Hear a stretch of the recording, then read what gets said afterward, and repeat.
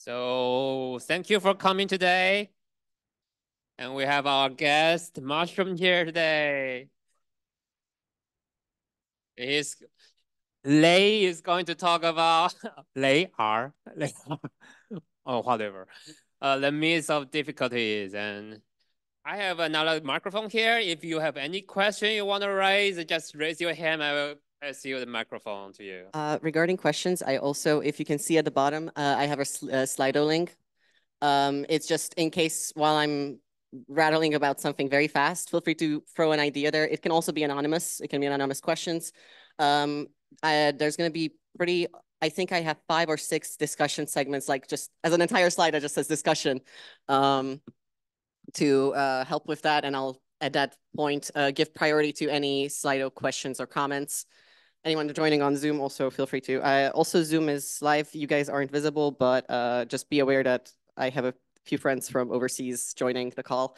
Thank you very much. So welcome, everyone. My name is Mushroom. I use it, they, he pronouns, and I am very glad to have gotten to know all of you this past semester and gotten the opportunity to work on this presentation. Today, we're going to discuss 4 works in game studies and philosophy, and then dive deeper into player behavior in the context that they provide. But yeah, I again invite you to join the Slido. Oh, there we go. Okay, so the first work of today is Metagaming by Stephanie Boluk and Patrik Lemieux. It was published in, this is the most recent work we're going to discuss.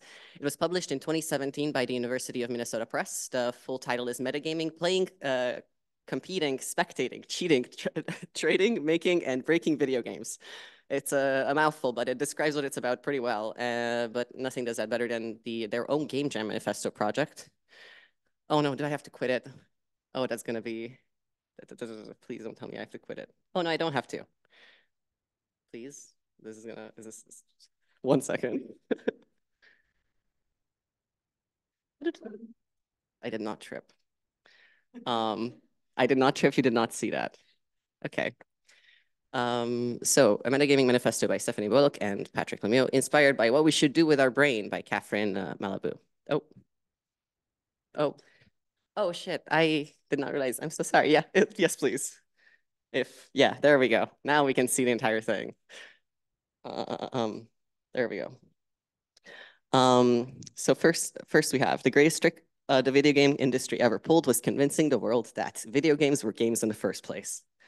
But video games aren't games. They're tools, toys, oh, it's laggy. Oh, it's laggy. But video games aren't games. They're tools, toys, instruments, equipment, mechanisms, and media for making metagames. And metagames are the games we make in, on, around, through, therefore, during, after, and between video games.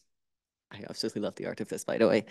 From the simple decision to press start or purchase a game in the first place to the most complex house rules and competitive tournament trends, metagames are the only kind of games we play. Because the rules of the metagame are often conflated with the mechanics of the video game, we make our own games, but we do not know we do not know we make them. A standard metagame, the metagame we're playing when we don't think we're playing a metagame, has become the ideological avatar of play. And this is my favorite part. Playing against this avatar, we must become conscious of the fact that video games can be played, gamed, bugged, glitched, crashed, hacked, modded, mapped, remade, demade, fan-gamed, let's played, routed, raced, marathon, segmented, speedran, tool-assisted, researched, engine, and reverse engineered, code-injected, bootstrapped, dual-boxed, multi-box, multiplayer, competitive, esports, sports, streamed, spectated, commentated, contaminated, farmed, gambled, financialized, speculative, fictitious, narrative, narrated, rhetorical, representational, fanfic, cosplayed, queered, self-care, biographical, psychological, enabling, disabling, customized, alt-controlled, abstract, difficult, formal, frustrating, expressive, effortless, aesthetic, poetic, art, trash, boring, banal, forgotten, unplayed, scrapped, patched, broken, repaired, recovered, archived. Oh no, I lost it. Curated, emulated, historical, material, physical, metaphysical, critical, political, escapist, precarious, work, play, frustrating, fun, and Video games can be games. Knowing this, what should we do that the radical plasticity of play does not simply align with the spirit of capitalism? What should we do with our games? I genuinely recommend this work for anyone to read because it is incredibly entertaining, and I can close this now. So continuing with the work. So now that we took an initial look at this work, let's see what games are made of, according to Boluk and Lemieux. We have the toy game and the metagame. The toy game is a deck of cards. It's the dolls, the board. In the digital, it is the mechanics, the physics of the game. But what all of these do are, they're all unchangeable. They're just a given fact, unless you mod it, of course. But this isn't about modding. This is the toy game itself. The toy game is just a tool for us to make a metagame. Now, the metagame is the rules. It is poker. This is the rules of poker. Rules have to be accepted voluntarily. The metagame is the actual game that players can play. So which one is this? I invite you all to name what this is. COD Modern Warfare. Is this a toy game or a metagame? And that is correct. It is. By itself, it is the toy game. When players play it, it becomes it becomes a tool for the metagame, and the metagame is kind of created by the players, sort of. Well, right. So at what Yes. point is this ever the toy without being affected by any type of metagame? Isn't even being in the store and looking at it and imagining how awesome it will be to play the game, the metagame? So is this ever not? So what's really interesting about this book is their entire point is that video games are not games at all anymore because they're not the metagame. We have stopped making metagames as designers. We stopped because we're forcing players by having it be code. They can't just choose a lot of things. There's a lot of things they can do. So we're going to get into that with trifling and cheating and different ways to play a toy game. But we can kind of just suggest the metagame as designers. At least I think so. And they also think so, but that's different. I will mostly disagree with the rest of the books, by the way. I want to add that. This is just the one that I primarily agree with. So yes. So you would say that most video games are like sandbox games where just the toys are given, but the players themselves can make the rules? Or what? Kind of. Toy games are the more free versions of that. Sorry, sandboxes are the more free versions of these games, but all games essentially are toy games. All video games are. On the basic level. Sometimes when a community forms around them, they make the meta game. I think I also went into this a bit further, so sorry, I'm gonna read this. So according to Boluk and Lemieux, the digital has destroyed the metagame, and we stopped designing metagames, and instead we make toy games for players that have become consumers. But a metagame is the actual game from an anthropological standpoint. The rules we as players voluntarily subscribe to. Video games like this, as there is no choice but to follow the code, we cannot shift and change to adapt to the players in need of their in the traditional sense. The job of the metagame designer has been shifted from developers to players. They make up their own metagame, and we can only suggest it to them. The primarily metagame, is there any examples of the metagame you guys could think of in COD specifically? It can be any other game. I just thought of COD because it's pretty well spread. If I don't know where the other microphone went.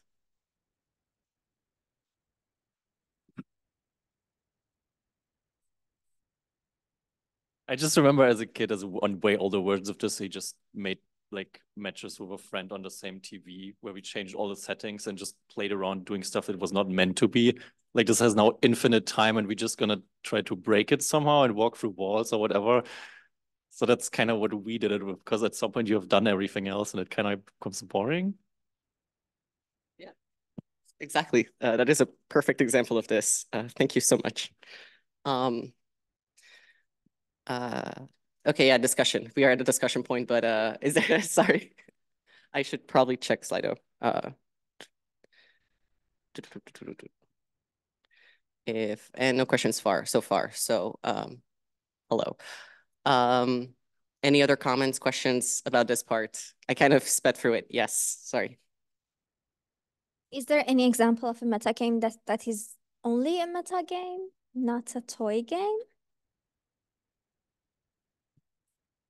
In the video game sense, I don't think so, but maybe playground games, like games of imagination, like, but even then the toy game is the playground. It's as soon as,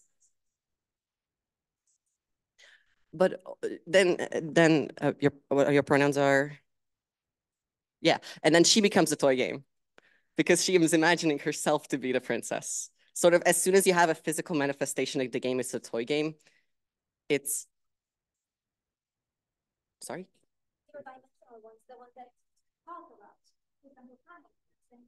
I think language would become the game. But that's a good question. Like, I think language would be a toy game, you know? I think that's Sorry. just trying to fit it into the box of this like analogy rather than an actual thing that I would agree with. I lost. Oh no. So what's the significance of this division? Why This do we division is going to come in importance later. I started with this because it's important to distinguish between a toy game and the meta game right now in the conversation of difficulty. Because all right, because we want to know why we need this division. Specifically to discuss the meta game.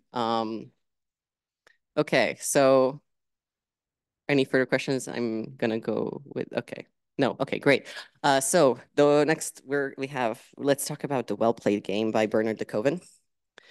The full title is The Well-Played Game, A Player's Philosophy. It was originally published in 1978 and then republished in 2013 by MIT. So de Koven says that the well-played game is a game that becomes excellent because of the way it is being played. But what does this mean exactly?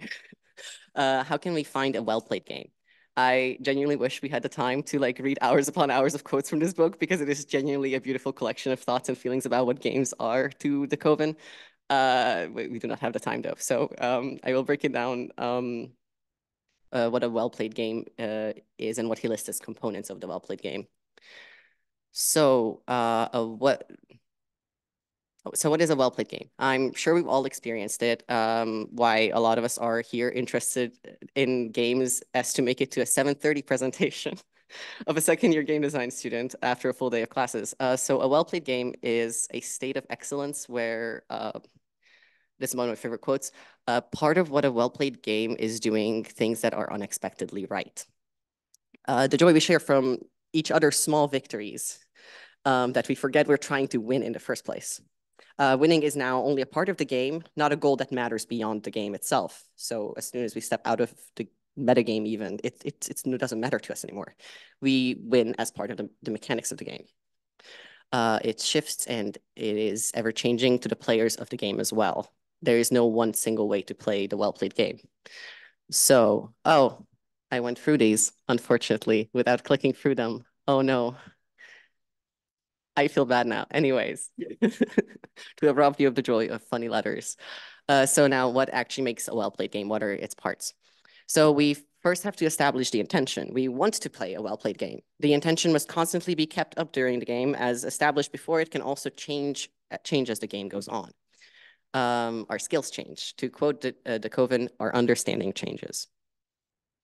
Now, to actually be able to play a well-played game, we must have been, and I quote again, sorry for so many quotes, willing to let it happen. We are here for that specific game, our opponents, our teammates. It can't be forced. It must happen naturally, according to de Koven, and we must be open to it. Next, safety. In order for us to be able to be open to the idea of a well-played game, we must feel safe. We can't feel like we are risking too much. It must stay a game. Again, sorry for quoting, but this is a wonderful one.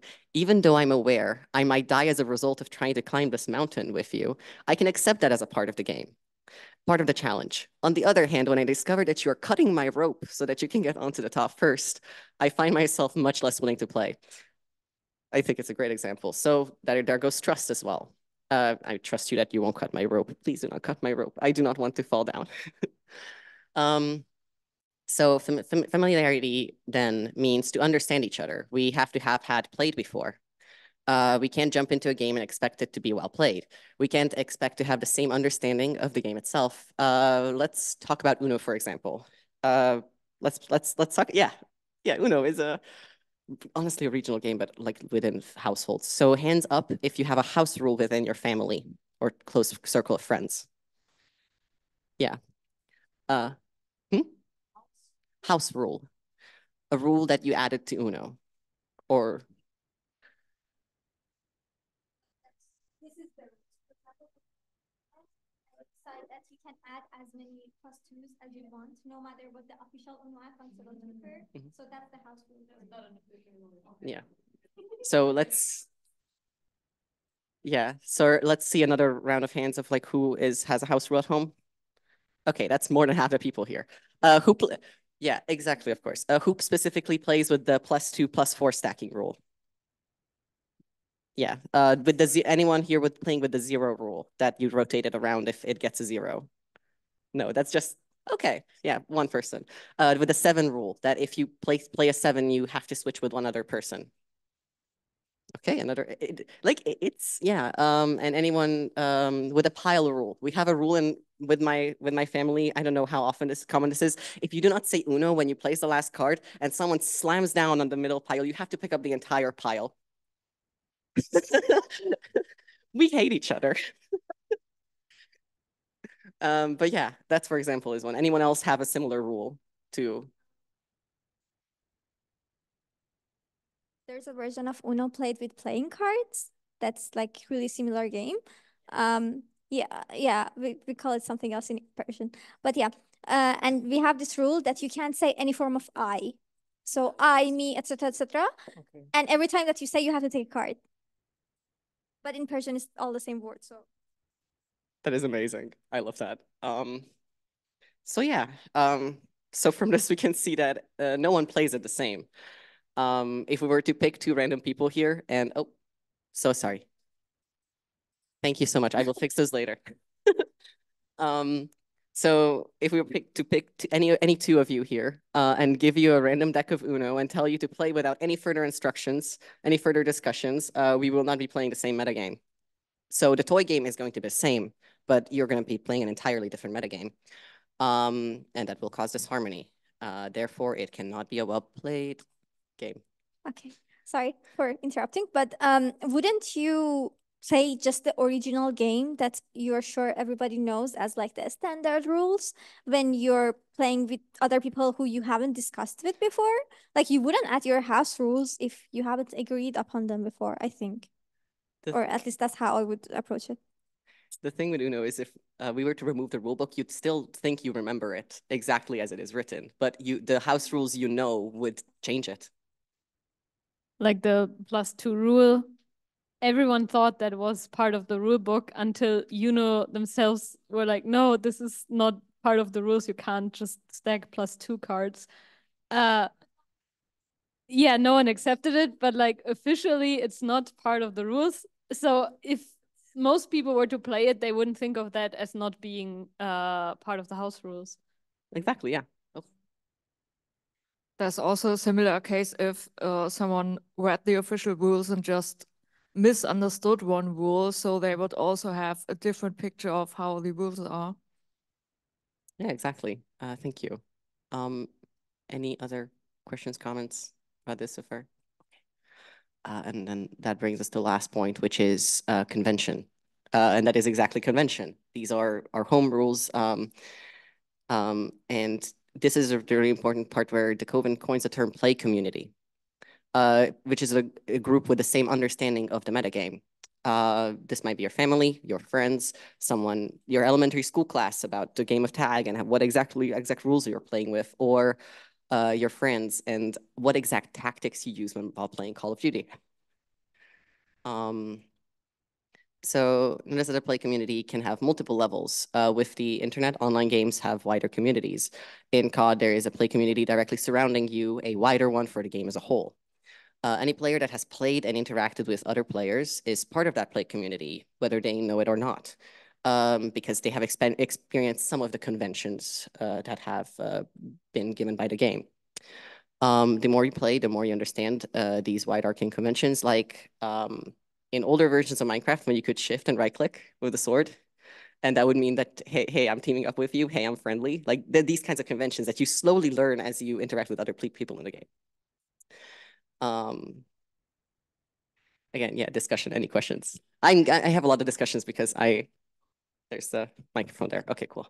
I think especially in Minecraft, there's its own non-verbal language that has been established. Also with like just shifting for like friendliness and stuff. Like there's a lot of, if you see people that play, especially on servers a lot, just play Minecraft, you see how they behave is very specific. And I think it's just like a language that has started to establish itself by playing that game.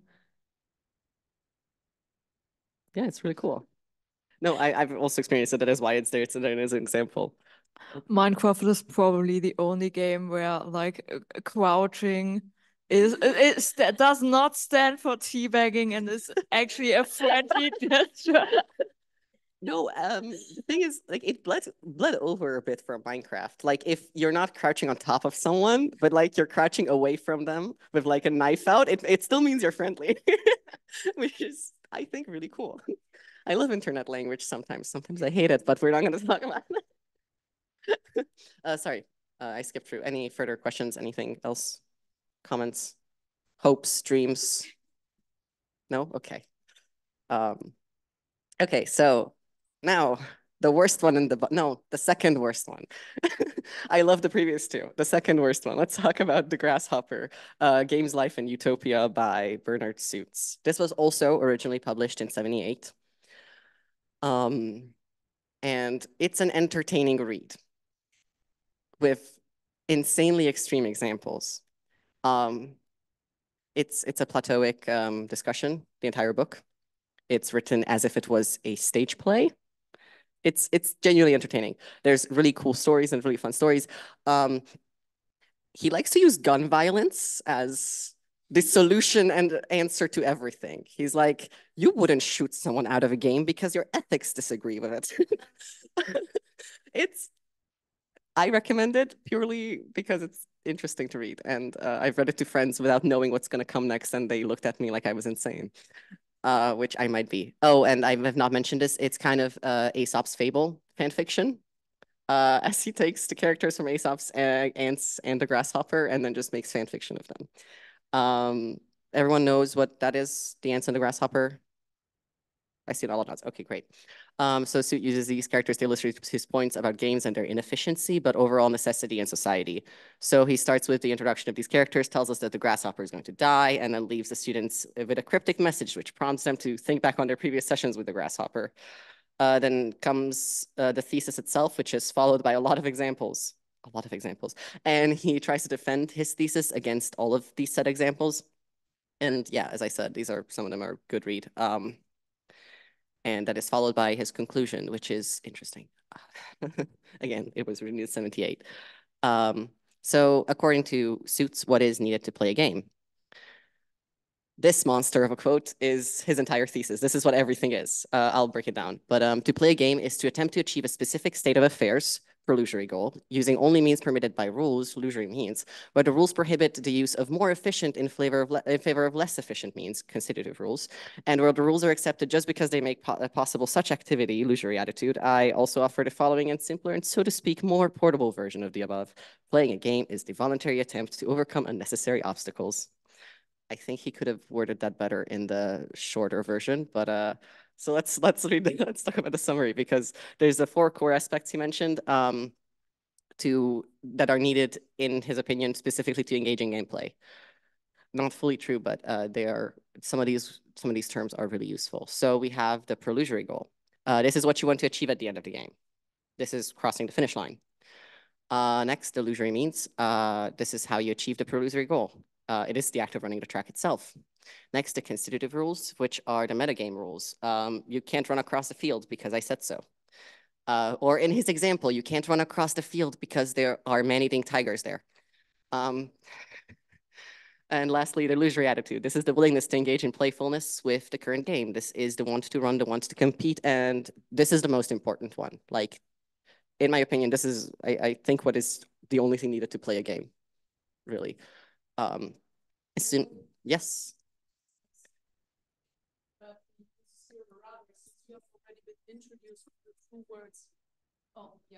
Thank you. Since you've already been introduced to the two words ludus and paideia, I would argue that what he calls lusory attitude, I would actually call the paidic attitude more than the lusory one, because the lusory attitude to me would be the willingness to participate in the game exactly according to the rules, while the paidic attitude is basically the playful willingness to overall participate in the ludic game as well as all the attached metagames. So if you read things like that, remember the words that are used and use that in your minds to criticize, right? And also reflect on the words that have been used there, in my opinion. That is a very good point, yeah. Yeah, that's a very good point. I did not realize that.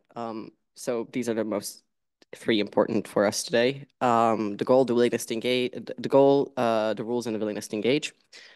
And through the lens of the previous book we discussed, not the previous, the metagaming, these are all, although means as well, are part of the metagame. Like, this isn't a toy game. And when we take the play community into consideration from the Koven's book, these exist both for the community and for the individual. They can misalign. If they align, we have your regular player, but if the individual disregards one of these, we get your non-traditional player behavior. Do you think we would still count them as players? This is a rhetorical question because Suits would disagree. Suits calls them quasi-players, but honestly, he can stay quiet because he is not here and I get to disagree with him. And these players are still playing a game, just not an identical one, not an identical metagame to the one of the play community. They are changing the game to make it more entertaining, more engaging, to keep their own illusory attitude, which, depending on how it's done, can cause the illusory attitude or paidic attitude of other players to disappear. I once accidentally made someone get up from poker and crying. I did not mean to. I'll explain the story later if anyone's interested. So who are these players? According to Suits in chapter 4, the Grasshopper, they are the triflers, cheats, and spoil sports. He takes two of these words, although cheats is pretty, everyone uses it, but specifically triflers and spoil sports, he takes from Huizinga. And some of these, yeah, in Homo Ludens. And I know the title is technically incorrect as he does not even view them as players, but some of them, I've used some of them as players, so we're keeping the title. So let's start with cheats because everyone knows cheats. As you can see, they recognize the goal, but not the rules. So cheats disregard the rules of the game. They usually see the means. They have to keep the means because if they don't, the play community is going to realize that they're cheating. Next up are triflers. The trifling is a word with a lot of different uses. In game studies, it means a player who changes the rules applied to themselves usually. They aren't cheaters, however, but as they still respect the play community's rules, just not all of their conventions. They often call cheats for this, but as we can see, like, they do not care for the illusory goal. But yeah, and lastly, spoil sports. Now, just like Suits, I do not consider spoil sports to be players either because they no longer want to engage in play. They lack the attitude to want to play. It is no longer voluntary for them, so they aren't really playing anymore. In fact, they are so disengaged with the activity itself that they want to ruin it for everyone else on purpose so they can get the group to move on. This can be either because you're playing with your friends and to keep talking to them, you kind of feel like you have to play the game. So you like try to like get the group to move on to a different game. Or you're being held at gunpoint, according to Seuss, probably, because gun violence is everything for him. Before we move on, does anyone want to try naming a different type of player type?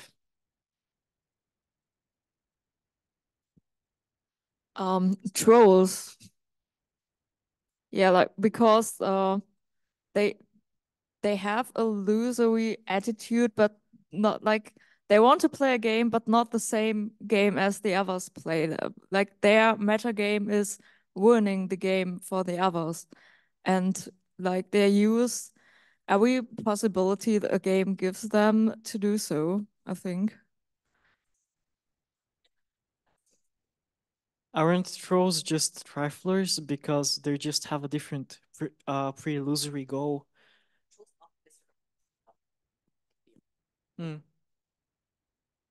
Yeah, I would disagree that the triflers and the trolls are the same. I think that the trolls are a new category, and I would add one other. I would add two, the most obvious one. I would add gamers, because the cheats and the triflers, according to the definition of game and play, a gamer adheres to all illusory means and all constitutive rules. And if you think about the classic Gamergate gamer term, why are they so angry and why are they so gatekeeping? Because they hate everybody who either trifles or cheats, because their goal in the game is to measure.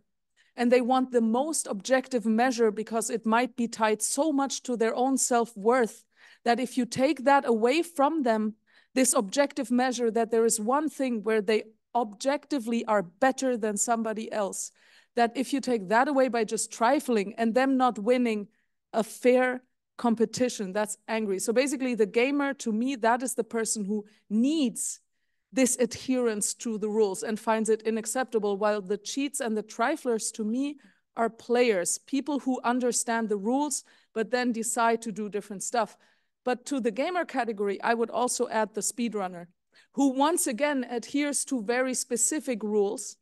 Within the graph, it's just one extra rule, which is get from the beginning to the end the quickest. Speedrunner is one I was really hoping for, because I think speedrunners are triflers, or like a different category of triflers, in the sense that they do not recognize the goal anymore. Like their goal isn't to, like often, not always, but their goal isn't to the regular player's goal anymore. It's to do it very specifically, very fast, sometimes by breaking some rules, in the sense of like, sometimes you can glitch out of maps. So like you aren't using the same means anymore, I guess. Yeah, no, means. They break means, I think. I don't know if we have one. Oh, yes, we do. They're all of them. Can we name the gamer player type, like maybe tryhard? Tryhards. I would say Yeah. Bishop. So is a tryhard a yes in all of these categories? I don't know, I would say Bishop, like someone who is religiously fundamentalism and who want to keep everything as the same before. Ah, yeah. Like corruption of Aegon, just so you can win more and more fairly. But I feel like if you're too, like, I don't know if there's a better word for it. Maybe people who do it as their job, but like too tryhardy, you lose the illusory attitude, I would say. You just play the game for gains, let's say, and you don't play the game because you want to have fun. You still abide by all the rules, you still abide by the goal and everything. But you are no longer enjoying it, you no longer engage with it out of fun. Is that still a player type? I would not count it as a player type, because what they're lacking is the attitude. So Okay. it's, if they're like, that's a me thing. If, again, this is my personal like this is when we're getting into my personal thesis territory, is I would not count anyone who doesn't want to play as playing, because playing is a voluntary activity. But it's like similar to the spoil sport, right? Yeah, Because it like, also doesn't want to play. I also feel like athletes that are competing and no longer love what they're doing aren't playing anymore. They're doing their job. There's a question behind, sorry. Okay, by that logic, why did you include spoil sports if they don't want to play? Or is it because of suits? I included them as an example of what is not a player. As I said, I agree with suits in this one instance, because spoil sports are no longer players. Yeah, but if they're players, why did you include them as a player type? That is, oh, you know what? You're very right. I should have changed the title. I included them because he talked about, but because he specifically named them, and I was like, hey, they do not count. To just make the point. So basically, if you say that this is the game, so the graph is basically all the states that the game can be in, then my argument would be as follows. It's all the player types come from how they interact with the graph. So the gamer follows exactly, like accepts that you can only be in the states that are defined by the rules. So that's the gamer. The trifler is like a child playing this pot game where you're like, oh, I want to go here, and oh yeah, teabagging, I don't know what is even that, you know what, let's start dancing. You're trifling around, you're acting like a stupid child and just enjoying to play with this toy. The cheat, once again, he is closer to the gamer because he knows the rules, and then he's actually breaking the rules, but still, yeah. So I'm very much agreeing with that. The troll, I didn't have another color. I actually love the troll because the troll is super close to the gamer. It's just that to him, not the game states are interesting, but the meta states of how each game state makes every other player feel. So he actually has to be a very good gamer. He can use trifling behavior, but in comparison to the trifler, he does it on purpose. So if the troll trifles, he does it while being able to also do the other things, because only then does he have mastery over this meta game layer of what's happening in people's emotions, right? And then you have the speedrunner who is also very close to the gamer because he completely acknowledges the graph. He just says all those nodes in the middle are irrelevant and uninteresting. This whole graph only has two interesting points, this one, and these are religiously adhered to. It's just we use the graph to play a new game. That's how I would, that's how it makes sense to me to differentiate between those. Oh, yeah. Yeah, though I would argue that you don't need to be a good gamer to be a troll. If you see that a certain behavior, yeah, exactly, forces a feeling or a reaction from other players, then you don't exactly that. Then you don't have to be a good player. You just.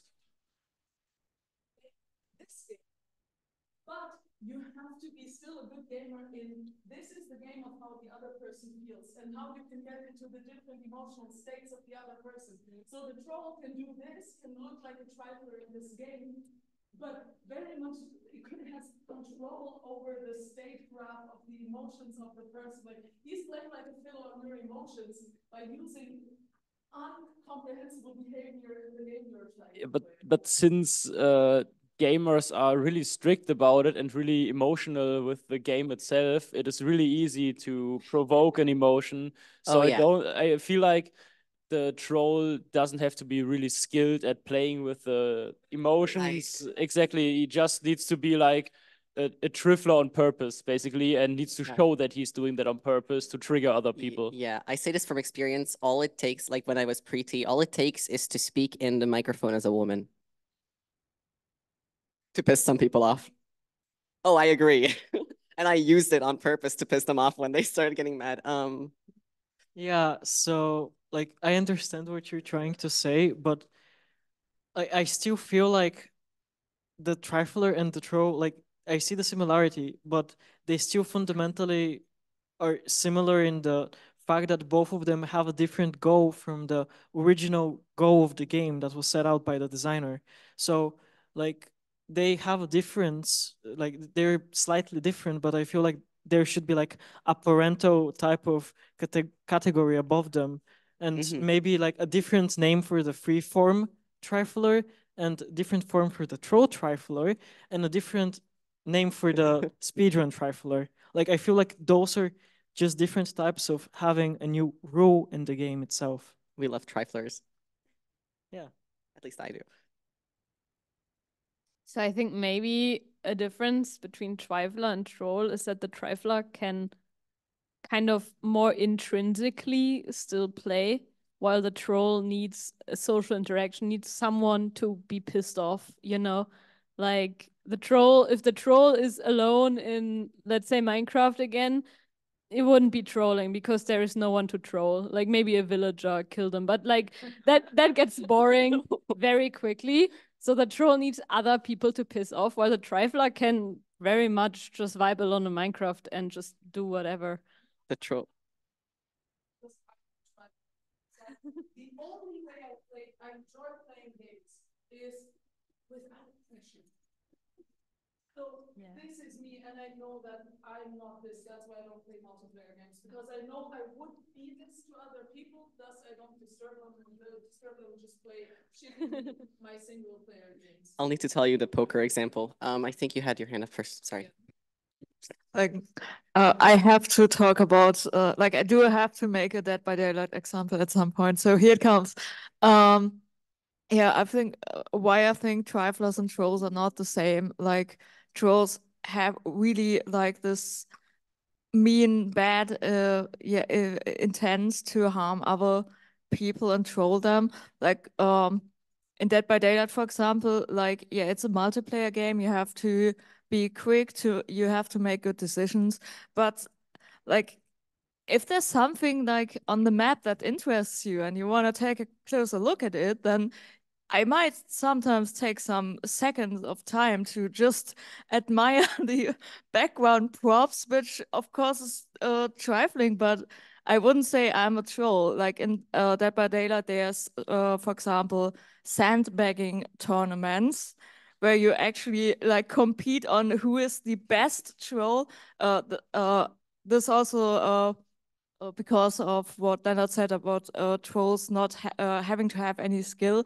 Like in some way, in some games, you might need skill to really maximize the trolling effect by like sandbagging other people at the right spot. Or for example, also cheaters could also be trolls and wouldn't like make the game auto win for themselves, but just hack the game to like do stupid funny stuff that amuses all the other players. Of course, this has nothing to do with the original game. Yeah. In the competition, the best troll, they still would collectively hate the cheater that now spoils yeah. Yes. Yeah. There's also a question where I was back. Oh, I don't know who was first. Would a game breaker be a trifler or its own category? Because the game breaker has a different goal, but the goal is like it's intentional. They try to break out of the usual game states as soon as possible and, for example, reach like infinite money glitches or something else. I did name them before. Yeah, they were exploiters. Ah, okay. I remember, like, I named them a while ago. Yes, but if we stay within the toy game in the sense of like we haven't changed it, but if we do change it, yeah, it becomes hackers. Just for gamer adjacent, because one sport now is the skill of brain. Who's smart enough who has the engineering skills to pick this game apart? And so I would say they're extremely gamer adjacent, just not in terms of the rules, but in terms of the competition of it all. So it's more like the speedrunners as well. It's a meta game based on how difficult the game is, difficult to break. So still based around this, but not around walking along this path. We should write yeah, we had a question. I just have a really fun example, I think, and I can, yeah. I used to play Rainbow Six 2 or something with a friend. It was an extremely hard game in co-op against the hardest mode, but it was already extremely broken. And you could very much play that easier if you just hid in a bush with no hitbox and no enemy saw you, or just walked in that wall and was in the wall. And like we found so many of those things, and that was the goal for us, to beat the extremely hard modes, intentionally breaking it as fast and hard as possible. And it was really fun, and I think that fits the example well. So I just wanted to say that. But you had your hand for a long time. I'm sorry. No worries. Yeah, just a question. I'm not sure if you mentioned it before, but how does it work? For example, like this table for let's say Minecraft, a sandbox game. So if, where you don't have like the goal, and you could say you like, for example, cheating is part of Minecraft in some ways, like, or there is some cheating which is possible there, and there are, for example, some servers which say like all cheats are allowed in the server. So how flexible is it? That is a very good question because Minecraft as a sandbox is an inherent, like especially with a multiplayer sandbox, is such a social game that the community makes what the goal is. And you might have a very different goal than everyone else, but like if you are within a few other people and you're like, this is our goal, and you're like, no, I guess that's how. But Minecraft is the one where I'm like, I don't know. If you go to Hypixel and say mini games, I'll say yeah, it fits that, but it doesn't fit Minecraft. So we're not talking about Minecraft at all anymore. Because I just thought of a very good Minecraft example why I don't think that trolls and triflers necessarily are the same. So I'm playing Minecraft on server with mods, and one of the mods contains a big sign that covers like exactly one block, and since you can use different color codes on signs, I found a Unicode symbol that is a perfect square, and I found out I can put exactly 12 squares in 12 rows on one of those modded signs. And since I got those different color codes available in Minecraft, I thought, hey, I could basically do pixel art on those signs. So while other players on the servers just use the blocks to build stuff and write text on signs, I focused on creating pixel art in Minecraft, which was something nobody else thought of, and I would have never gotten to that point without trifling and trying out, because eventually I found out, hey, that modded sign is kind of broken. If I put more than 12 signs in a row, then the text would overlap out of the actual sign. So I started creating holograms in Minecraft, which eventually led to the server becoming laggy, and then I got forbidden to do holograms because they thought it was my intention to make the server laggy, and I'm still mad because I just wanted to make the server pretty with holographic rainbows. I'm sorry. But that is honestly a perfect example of taking a toy game and just doing whatever with it and making your own metagame. Or like meta play in a game that's already got played.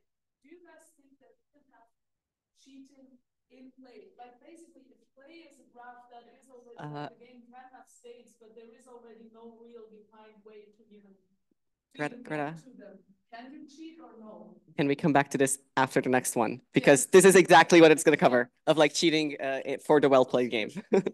Any other questions still about this? There's one more. Okay, can we pass that along? Sorry, thank you. Yeah, just what Isan just said, it's like, what is a Smurf? So basically, Smurf is a person that plays with people that are much lower level. Yeah. So do you want to answer that? Yeah, okay. I would say Smurf is a gamer that really likes winning, and he's the gamer in winning basically, and with at the least amount of effort, he wants to achieve the most amount of result, which is why he Smurfs, since he is like at a higher skill level than everyone else. He can farm his self-graduation in the easiest way possible. His illusory goal becomes just to beat people up. Yeah, in like the most dehumanizing way. Yeah.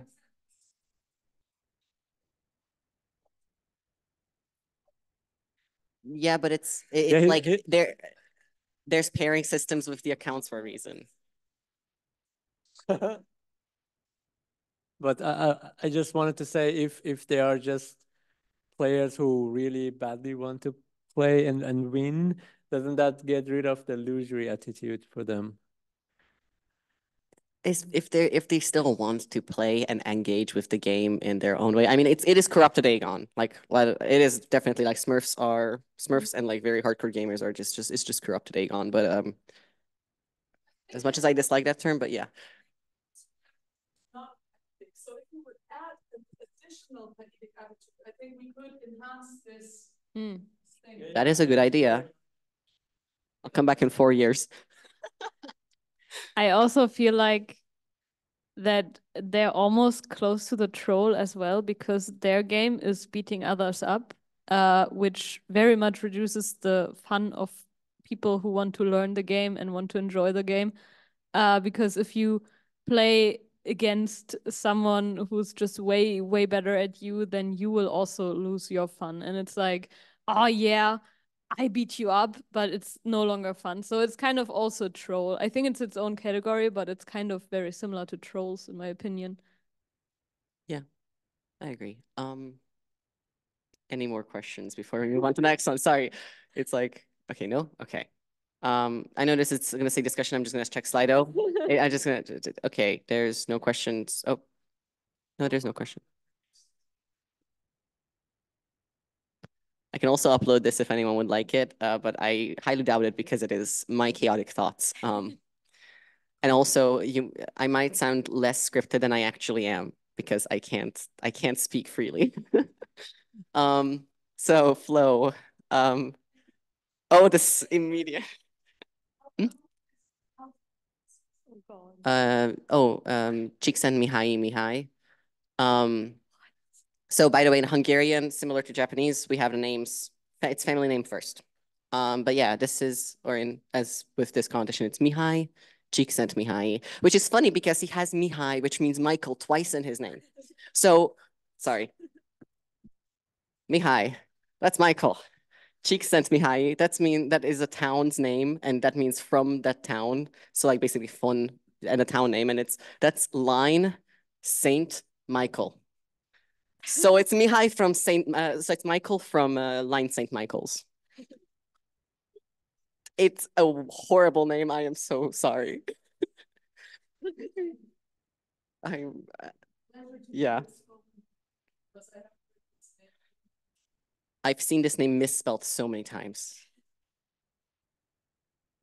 Okay, but there's an internet, people. It's Control-C, Control-V. Like there's been full letters missing. But yeah, so Flow, the Psychology of the Optimal Experience is a book and concept by Csikszentmihalyi, where it has been debunked and re-elaborated over and over again. And I disagree with a lot of what he talks about. And there's like one chart I really think is useful in visualizing my point, like my last points about triflers, cheats, and spoil sports, which is this one, which I'm sure we've all seen this. I know, no. You're gonna see why. I know it's insanely abstract and it's too abstract even, but when they felt the last time, how did you design way more like it sounds easier than. So I personally expanded this with 2 extra zones. Well, just one. I added it in 2 places. And it's like the giving up zone is like, I think, a lot slimmer, even if it's an abstract form, because I just needed to fit the text. And this is also person dependent. You can't make this chart and fit every single person in existence on it. That's not a thing. And not everyone has the same kind of determination. Not every game expects the same either. And these, like, take Souls-likes, for example. Like, no Souls-like is based off of doing well immediately. Like, you're gonna be suffering. You're gonna, most likely, unless you're like RT Game or something and immediately beat the entirety of Hollow Knight without taking any hits. Don't know how he does it. So what can we do with this? I'm sorry, Greta, I can see you're seething. Let's take a player. Here is our player. I also removed the titles so we can see it better, but I'm sure you all remember what it was. Oh, yeah, sorry, I forgot. I renamed the middle the well-played game. Because yeah, it's the easiest way to talk about this right now. So let's place this player with this skill level and give them a challenge that they crave. We have a happy player. This is very abstract, I want to again add. But what happens if we move this player somewhere where a challenge is just too much for them? That's right, they're gonna be upset and anxious due to too much of a challenge that they can't meet. We can observe the same thing happening if we take a different player with more skill and give them a challenge that is not sufficiently difficult for their need. Oh, what's this? Seems our little imaginary exemplary players seem to have gotten an idea. Oh my God, they're moving. I think my presentation is broken. They aren't meant to do that. Okay. Oh, and they're enjoying the game again. Interesting. Maybe we should take a look at how that happened. So let's brush them off to the side real quick. So back to Suit's player times. It seems they had actions done that are characteristic of what he describes as cheats and triflers. So players can use cheating to make the challenge. Like players can't change their own skill level immediately. They can slowly get better at the game.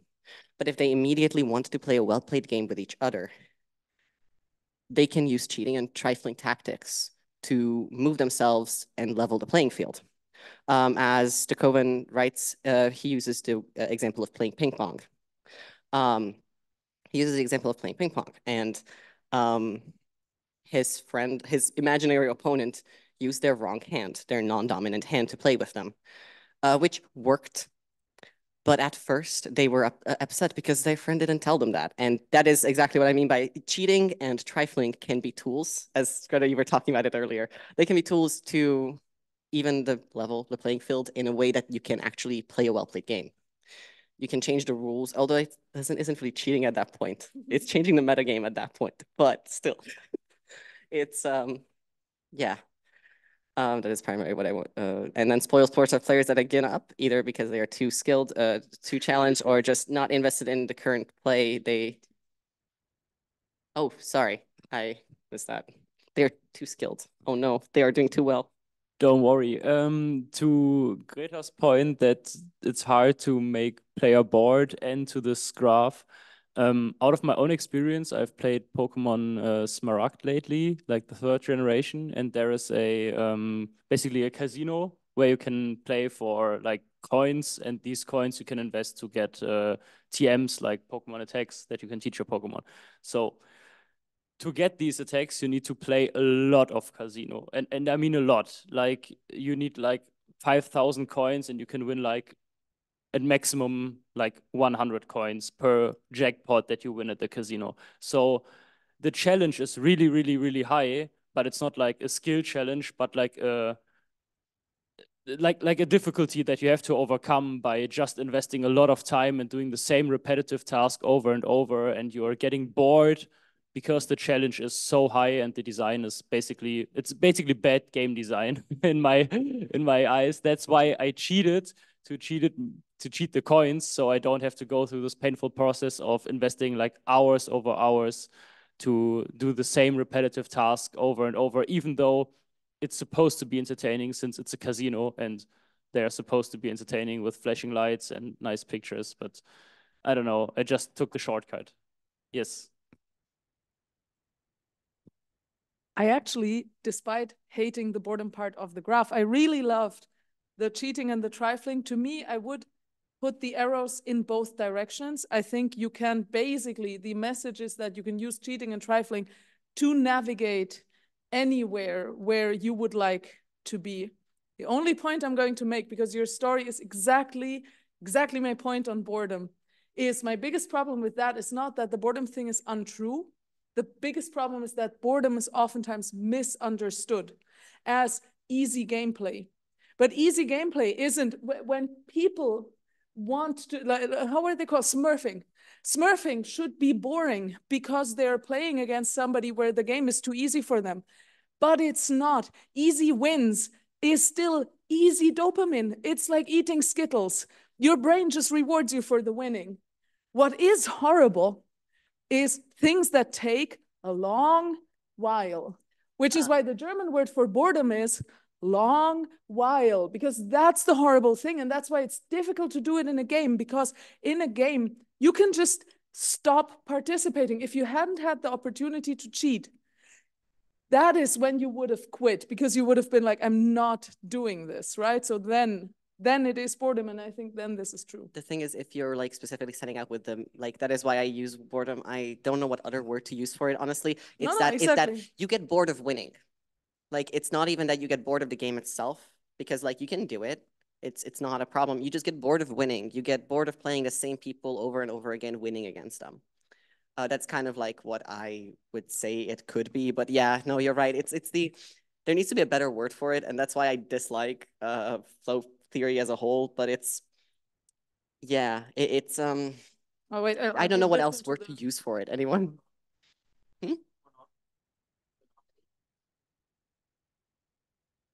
But if you're winning still, like constantly, is it still monotony? Like if you're good, like if you're just too good at it? That is okay. It is okay. Cool. Monotony works then.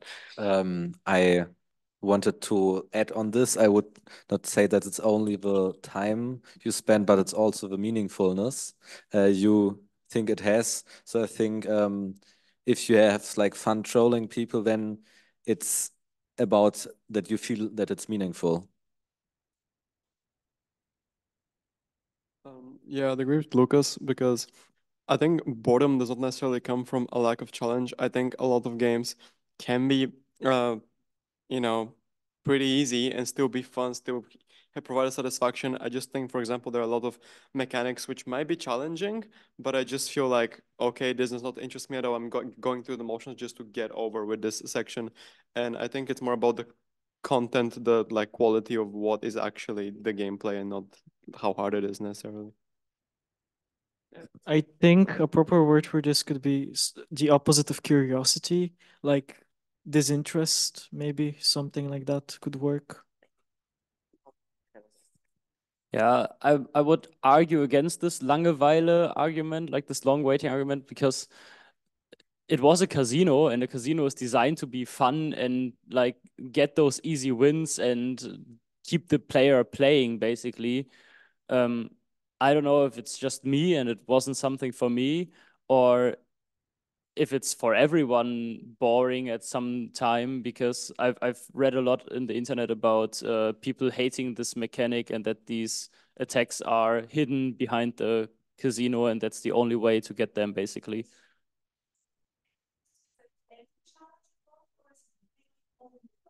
It's slot machine. It's only luck. You press a button, you see like rolling, spinning wheels, and then either you win or you lose.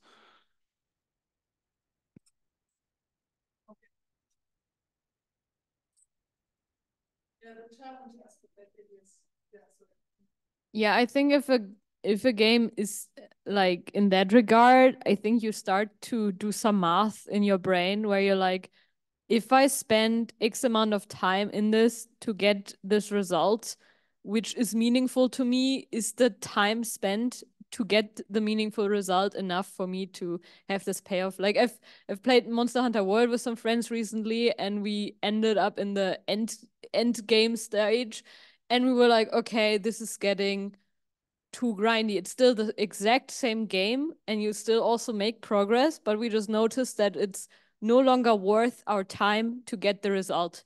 Although it's still the same game, it's still fun, you're still beating up an innocent monster, but like it's no longer it's just no longer doing it for us. Yeah, exactly. It's the Preis-Leistungs-Verhältnis. This word combination, it's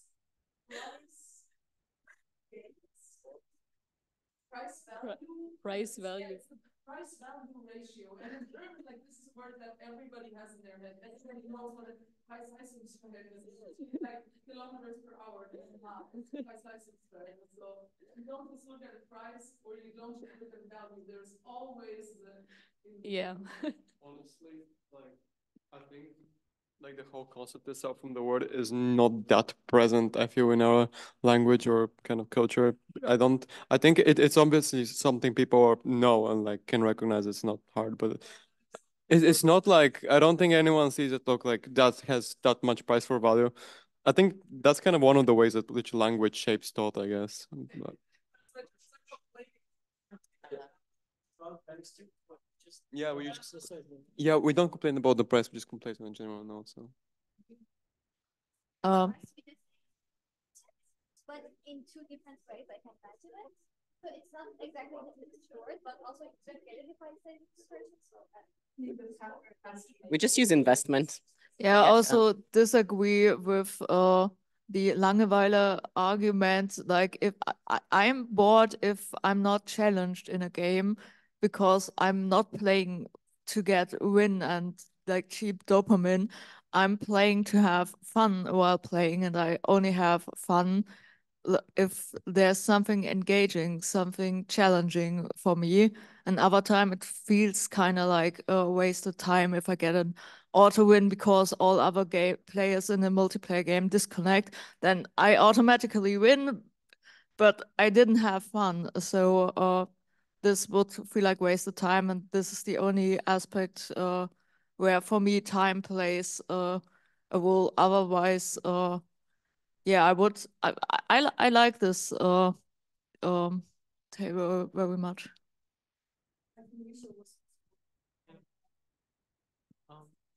I think we can take something from other pieces of media. A piece of media is as successful as interesting as long as it has something new and interesting to offer. As soon as a person can fit a piece of media into a pattern, it becomes boring. So, for example, Ocarina got stuck in kind of a monotonous gameplay in which you could predict everything after a certain point of time. Langeweile kind of fits into that as well, like the monotony aspect. And like games like Omori that constantly subvert our expectations are kind of a way to show that surprise is an effective element, even if to create that interest, even if the challenge and the skill aren't there to make that. I don't have a comment on that. I have a comment on that. So I really liked your analogy, but I was thinking about it, and I think like you can use it as a strategy to get back in there. But for me personally, I'm like the explorer type of player. So for me, trifling isn't part that gets me out of boredom into gameplay, but it's the flow for me. Like I'm already in the flow while I'm doing it. So you know. Yeah, your metagame is entirely different. You want to explore, and that is that no, but is that how you? It's necessarily different because like I just have a different attitude towards it in a way. Ah, I see. Okay. But also it's different for different games. But like I just think that that's not necessarily true because you're not in boredom. You just decide to play in that way. But it can definitely be a strategy to go back into it. Yeah. Yeah, that's yeah.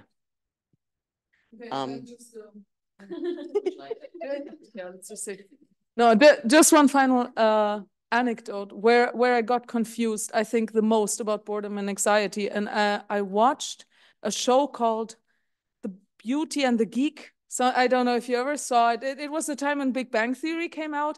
And basically they took beautiful, uneducated American women. Like, this is so sexy. Like, this is, I think, very much 90s and early 2000s, okay? And then they took males from STEM education, basically, more or less, this is the concept, right? And so then there are challenges where those women are very good at, but the men have to do it and the other way around. And there was a moment when then the ladies had to learn for an exam, like classical school exam.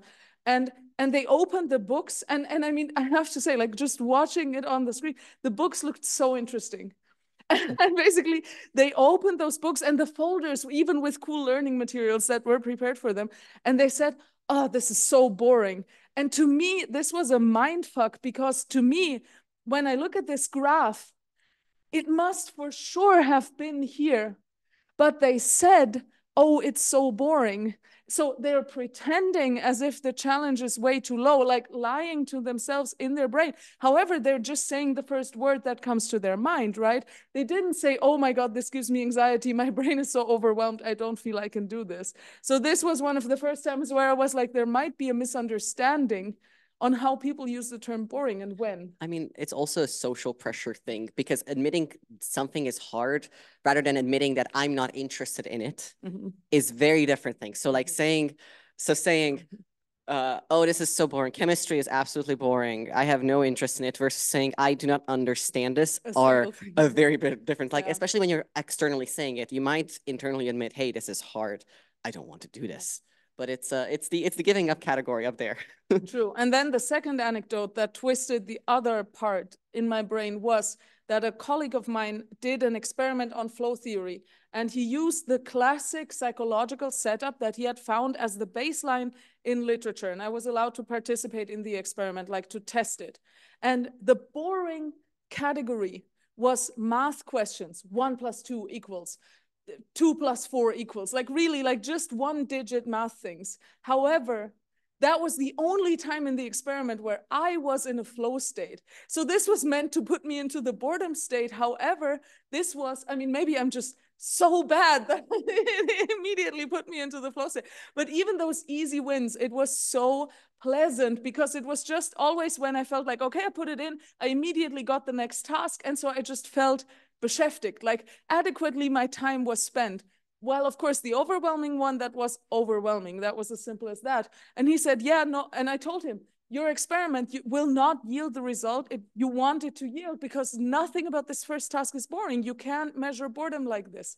And the only way it would have been boring that I can see is to have math tasks and then make you wait for quite some time before you can do, like punish you by making it easy and then make you wait, basically. So as game designers, and I think that's the only reason why I'm harping on that so much, I love the things we wrote down here. It has to be interesting, engaging, there has to be challenge, there has to be stimulus, there has to be, you know, new patterns to be learned. Those are the tools you have to use as a game designer to lift the game up. But then if you want to raise the challenge from the flow to then all you have to do is time pressure.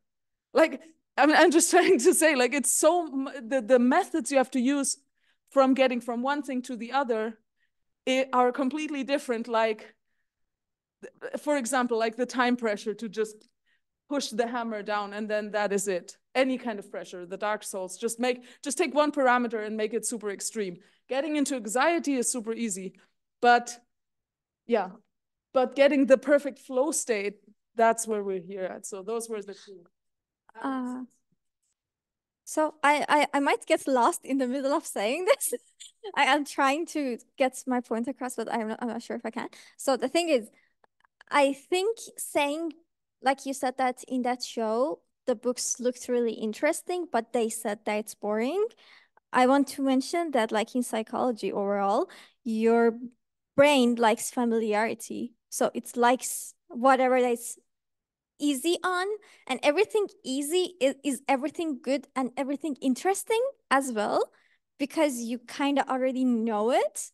But when it's something completely new, it's hard to get into it.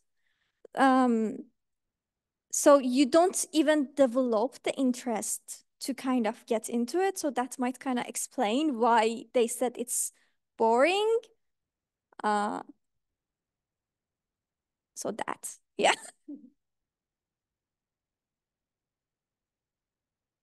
I'm just want to see before what is written there. So one thing I wanted to say for like your first example of a show, like depending of the tasks they had, it could be that maybe the challenge is very big, but it's the challenge if it's not so much on the direct skill, then the boredom is on the micro level that you have to like a lot of very small challenge which stack then onto the big challenge. So I think this is still possible as well. And to Hoda, I think it's still a lot of about the meaning you give the things. So yes, I agree.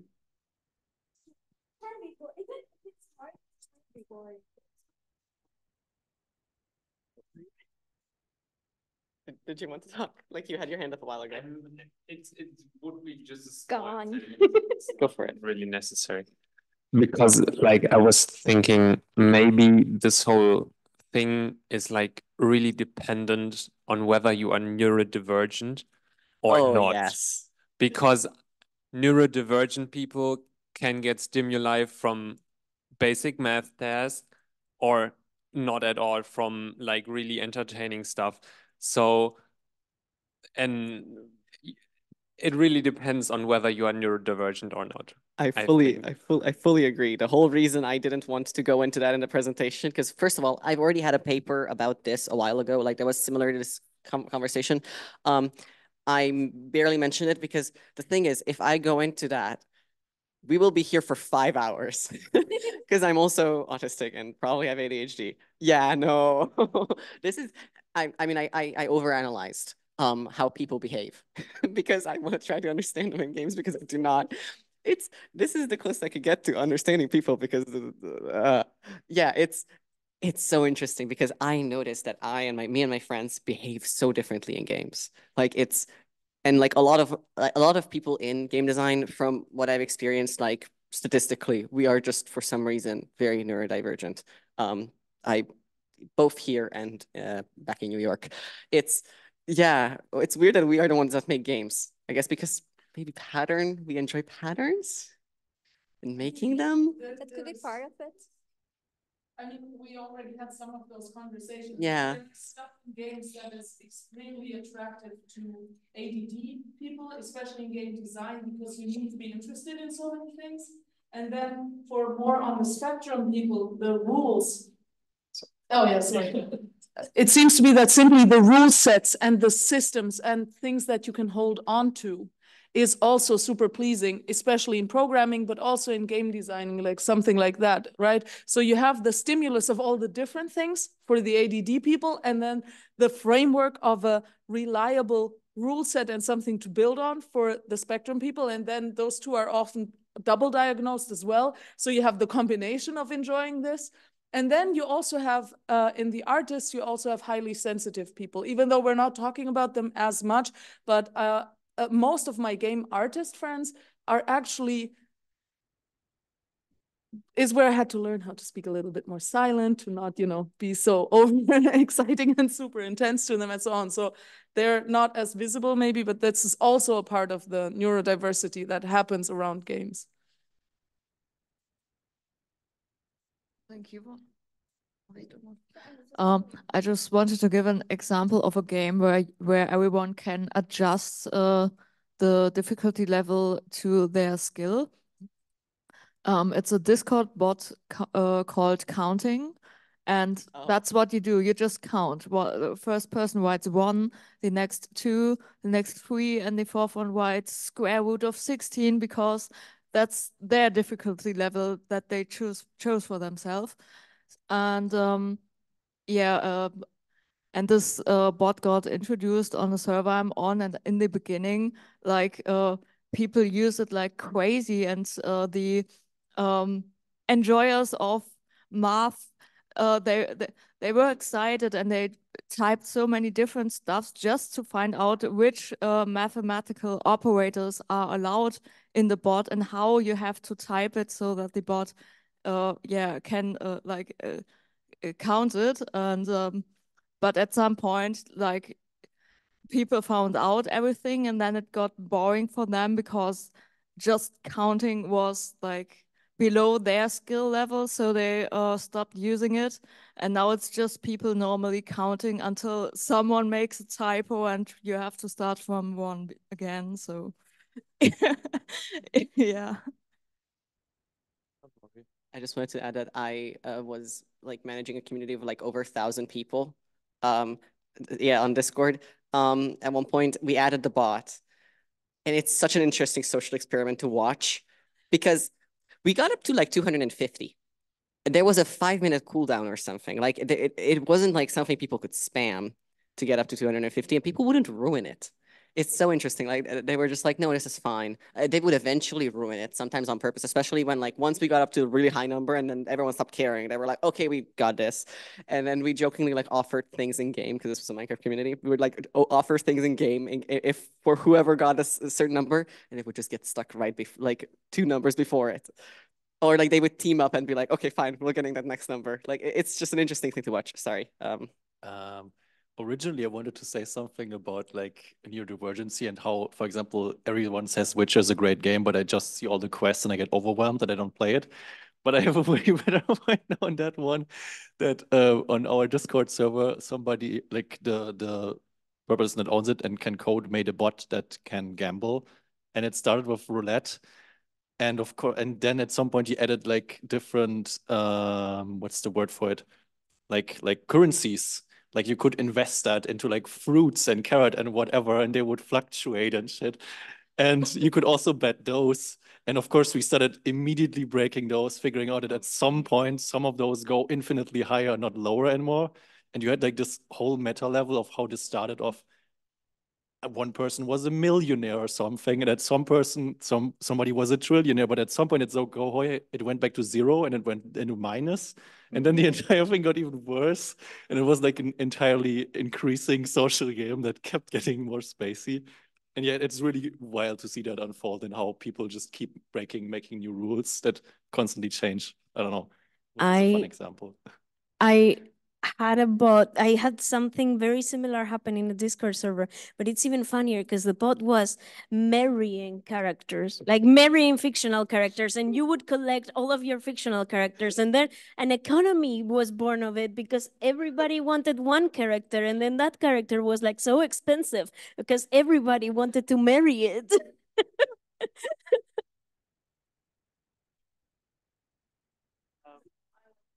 Can you keep that here and like if anyone has adopt the topic of games with Discord bots?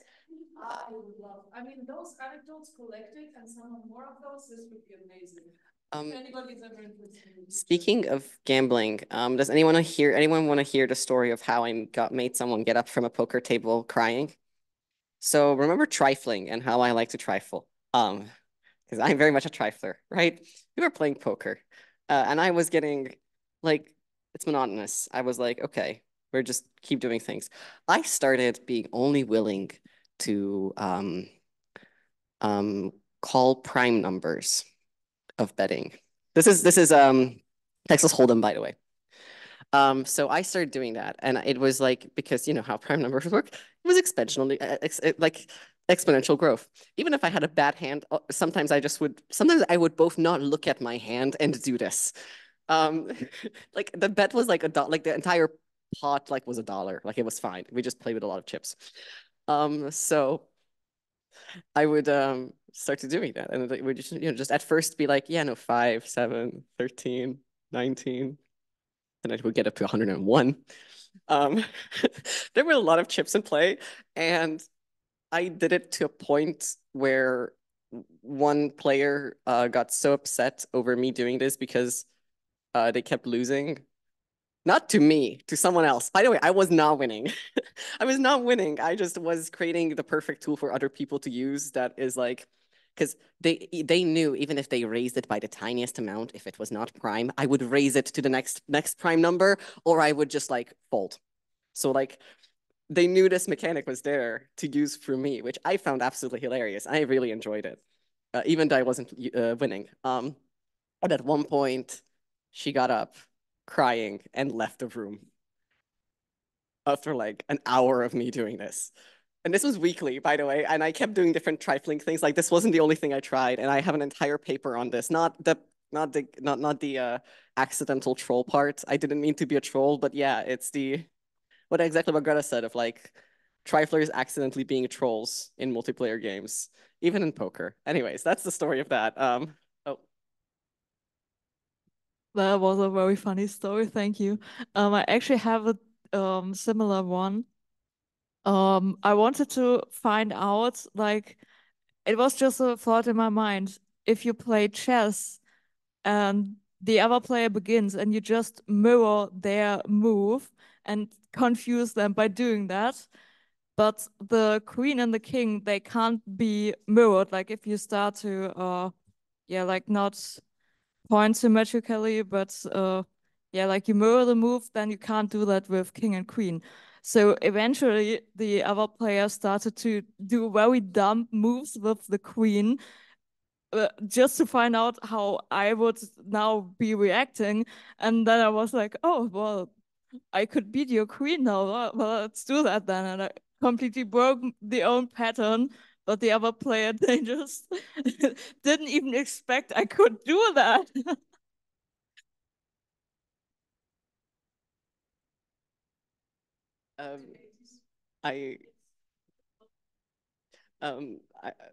That sounds so wonderful. That's amazing. By the way, for context, that paper I wrote on this was called Trifling in Texas Hold'em, or while standing on the table is technically legal in a game of poker. It was exactly this, of like confuse them just to do whatever, but also to win. Sometimes I would genuinely win, and it was weird. It was unexpected. Yeah, I have one question about this because I'm still in my head. I'm thinking about, can't you also put the trifling arrow to move down, and can't you also put the cheating arrow to move up? And then I thought, now that we have more specific player types, you can use trifling, right, to make from not being challenged and the patterns being uninteresting, you doing different things, so to make new patterns, right? But of course, you can also, if we redefine cheating as modding, of course, you can mod the game to simply enhance the things. So that would be the cheating upwards. And then downwards, it's a question that now we're back at this where you say, oh, this is so boring, but you mean, I don't want to admit that I'm overwhelmed. So sometimes potentially, I wonder if you have any anecdotes, if people are confronted with a game that's too hard, and then they're pretending that they're just, then they are starting to trifle, but just to hide how overwhelmed they are. Yeah, I don't think they're hiding that they're bored. I think that they just like maybe some of them are, but for example, like when I struggled with learning German when I was 8th grade, I wasn't pretending to be bored. I was actually bored, and the reason was that I wasn't fully engaged in the material. Like there was a lot of things I just couldn't comprehend in order to proceed with the actually interesting parts. Like meaning, didn't have a meaningful goal. it's a bit hard to explain. Maybe I'm gonna mention that later. So, 2 points. First of all, I absolutely agree, especially with the modding part, because that's what I do with Minecraft. That is why Minecraft is still my favorite game, although it's so old and it's kind of bad. But like you either start trifling, like I never play the game and beat the Ender Dragon. I don't think I have ever once beat the Ender Dragon like normal. Like I never ever. But I tend to either give myself a new challenge, like, ooh, I want to build in a snow biome because I have never done that before. Or like, oh, I'm gonna install a mod. And there's so amazing mods that sometimes I'm on the Steam store and I'm like, I could buy this game, or I could look for another mod on Minecraft, which is free, which is bad because I should buy more games. But yeah, and then so I absolutely agree. And I also agree with like this is boring, as it's almost a spoil sport in my opinion, where you start to disengage with the game and you say it's boring, but it's actually something else that's bothering you. And I actually see that in myself sometimes. I was talking about Monster Hunter World earlier. I for a while was like, I don't like this game. And that was because on my own was not able to defeat some of the monsters, and it got so frustrating that I was like, no, this is not fun. I do not like this game. With friends, it was fine, but like alone, I just hated it. And it's like, yeah, this is boring, but it was more than that. There was a frustration in it that was more than just like, oh, it's bad.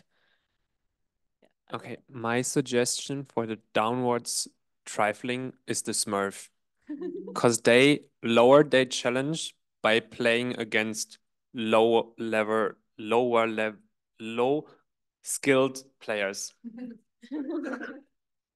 I think trolling could also be a reason, like one of the reasons for trolling could also be the dealing with the frustration of not succeeding and then going to behaviors where you can find at least some petty fun. So this could also be an explanation for trolling. I wanted to kind of share some experience I had once, like with Bauhausbonk. I was playtest Bauhausbonk. Isn't it Bauhausbonk? Yeah, like on the showcase, and I was playing it, and like I wasn't so good at it, and I realized that this it wasn't my type of game, so the goal was not so meaningful for me. But then like I found like a very meaningful goal for me to kind of, I don't know, call it is to develop a speedrun way to like move. But the challenge was so high and I knew it. I knew that I would be like totally noob at it, but it was so meaningful that I had like more fun trying this than trying the far less challenging but still too challenging goal. So the goal was still too challenging, but then we're like, at least then let's up the ante to a waiver. There was a normal goal and it was too like it was playable, but it was challenging for me and it wasn't so meaningful for me. So I found like a goal was what like much more challenging, like impossible for me, but it was meaningful, very meaningful for me. Wow, we really explored this shit. I am very glad because that was, by the way, the last thing. Like that is specifically what I wanted to discuss, that whole thing, because yeah, it's my entire thesis. Anyways, I wrote some notes about discussion like we could have possibly pivoted to in case we weren't talking about things, but we were. I was wondering, how much time do we have left? 25 minutes. Okay, I have 4 topics in case y'all want to discuss those. Yeah. I was like, let's pick one from the topics for now. So our responsibility as designers in the analog versus the digital. Is it possible to eliminate trifling and cheating altogether? Is the digital the end of true game design? And methods to shepherd players towards playing the metagame we designed? Because, yeah, any votes, questions, please, any of these? Probably best to do. It's there. These 4. I have just these 4 prepared. I mean, I need to go to the toilet, so I have to go to the toilet. Should we take a 5-minute break while we, yeah. Like these cake and stuff and eat food. The food is donate and eat food. I think it was scarce. Yeah, I've been wanting to pick for hours now. Oh, wait. What we can do now, right now, is thank you very much. Yeah.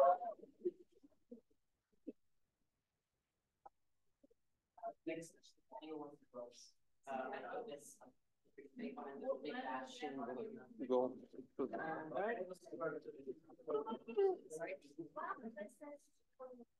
Thank you.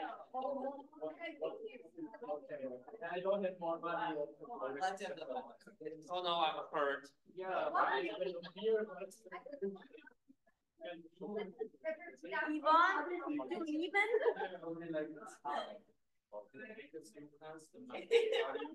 Yeah. Are you my classmates?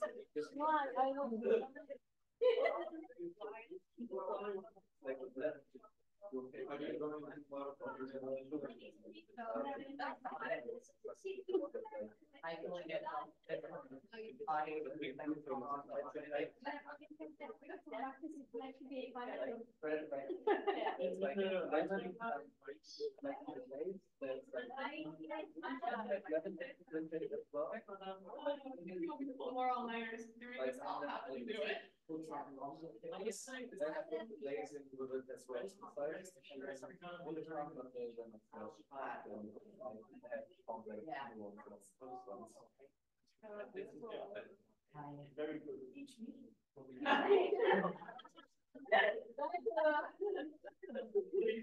Please don't go for it.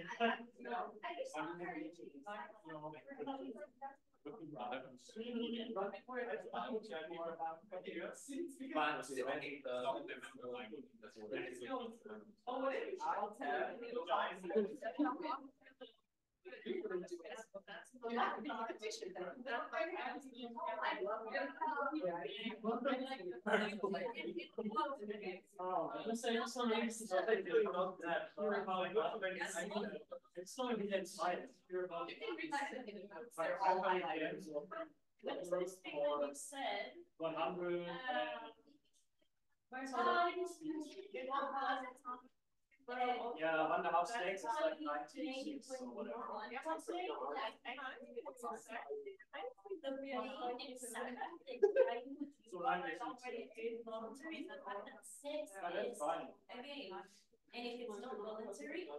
It is not sex. I know that. It's like an entire chapter about sexual acts. Yes, huge. Oh my God! And he actually and just every time I hear because he also considers any collaborative game to be a game. Which is dumb, and also like, yeah, so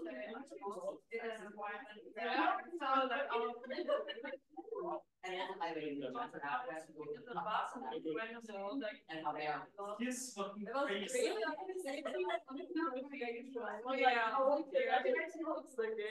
And I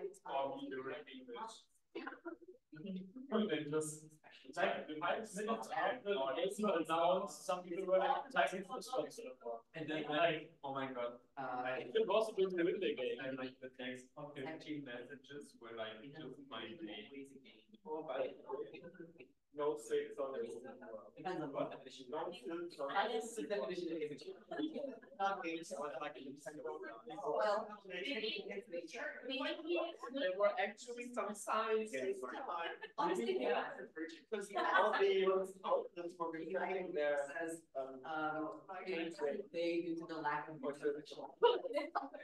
wow.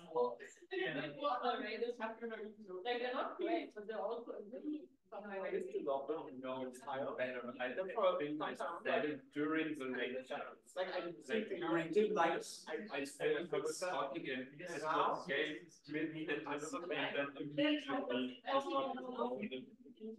So you said like those What I never they were still what if actually ministries and just he's obsessed. I enjoyed it very much. Did you stand up for it's like really good.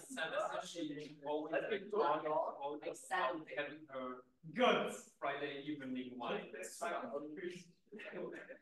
Like all just like that's like one day weirdly entertaining and we have started playing a video. But like stuff typically does really like so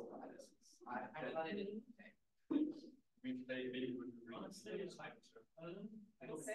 that's very I actually don't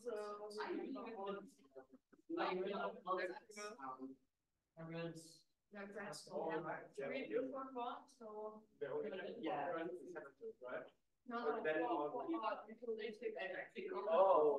I thought they were like been for a long time. So, but that's kind of cute. Oh yeah. For the last lecture, I'd be like, oh. I think maybe we don't have like better than I'm not like if we don't have it next service to our right, but it would be like give me this. It shakes not like everything has to in the word of the mouth we can on the same one or something like so how much so I can't well these slides to me look like version who said and it's like and also I like to so brilliant to get it all yeah.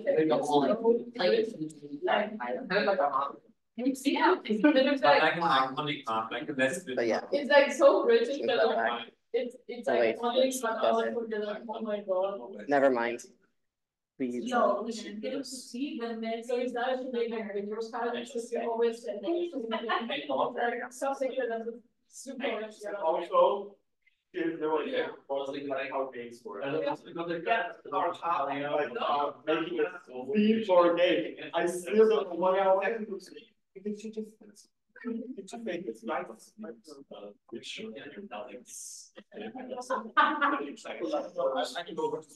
Anyway, my vote is for the married people. I still have some people that I want to marry because I never got to marry them. Yeah. No, it's all right, here is very questionable. Because we have to go to the campus. Yes, exactly. You know, it is a tragedy that the society capitalism is making us unengaged with the community spectrum, but it's very important. Alex, So vote can and you take bring your forth a stick? Can you bring Yeah.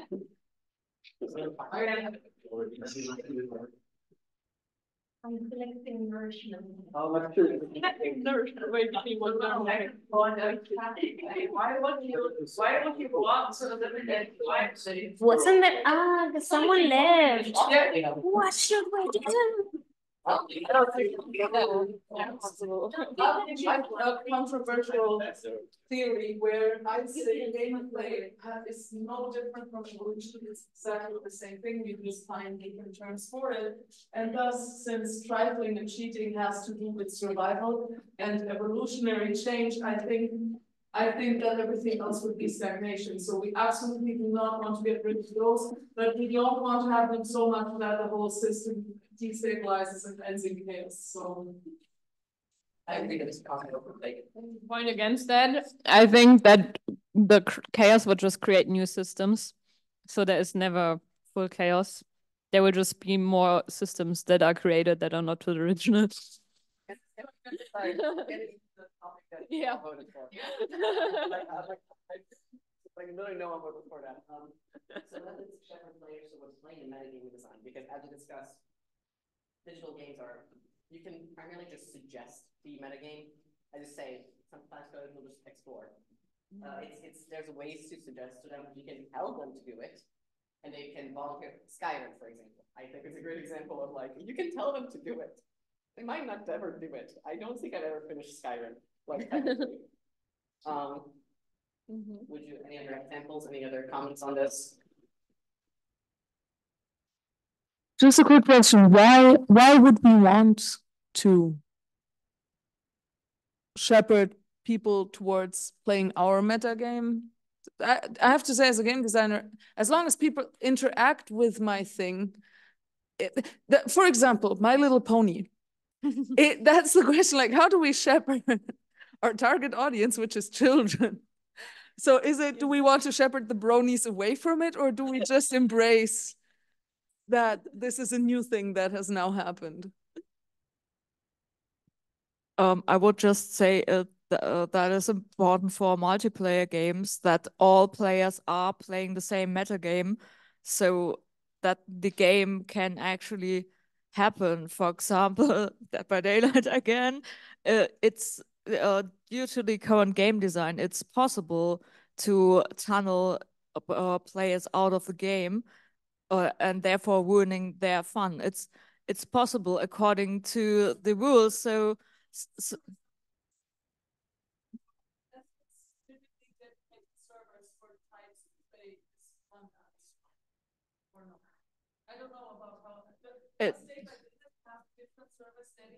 no. So like the devs are like over years they invented more gameplay details to prevent things like tunneling and camping, but it's that some of the tools help, but others really suck and they do nothing, and it's still possible to like play in this very mean not very friendly play style.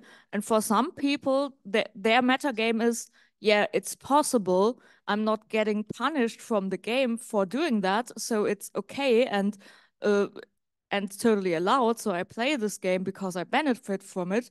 Well, for other players like me, I think if not all players in the multiplayer games, players I do play with, if not every one of them is having fun, then the game is somehow broken, because all players should have fun, because if they're not, they might stop playing a game, and then I might end up alone as the last player because nobody wants to play anymore. This is a great point, like regarding like consensual cheating and trifling, like when you do it for like the better of the game itself as a whole. I think. But yeah, that's yeah. I saw a lot of hands earlier, and like they were like no longer existing. Oh, okay, there is one. No, I forgot what I wanted to say. I think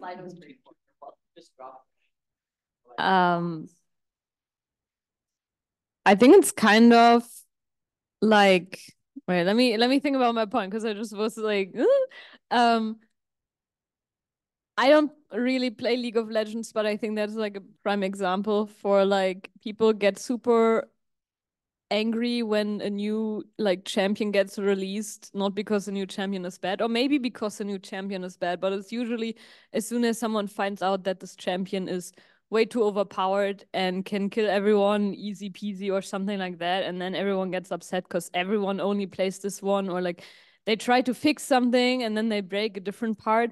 And I think that is like the game design challenge, right? To make sure, for example, in Dead by Daylight, to make sure to find a way where people play the game so that the people playing the game still have fun, you know? like I can play a game without, like, okay, the question is, am I still playing? But like without having fun. And sometimes there's some tweaks that need to be made to turn a game into something that's enjoyable. So maybe, but I don't know how much that applies to like the metagaming layer of all of that. Yeah, I don't know.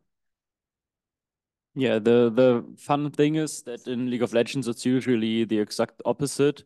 If a new champion gets released, most of the time, the ban rate skyrockets to like 40 to 60%. Like out of 10 games, in 6 games, the champion is banned, and there is not even the possibility to play him, because I think either players are scared about a new champion being like too OP and not fun to play against because they don't actually know how to play against the new champion, or they are like trolling other players that are really excited for the new champion and really want to play them, and then they are banning them on purpose. Or they are like, oh no, this is like I'm not used to this new champion, and new means evil, and so I'm banning this because I despise new things. I don't know.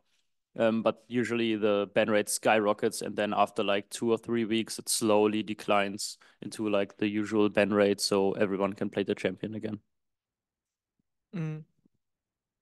I just wanted to say something about Greta's sentence. I think shepherding the metagame is really important if we're trying to send a message with the game that we're trying to create. So, for example, a serious narrative game about a serious topic should be played in a certain way. Otherwise, for example, the message could be misconstrued.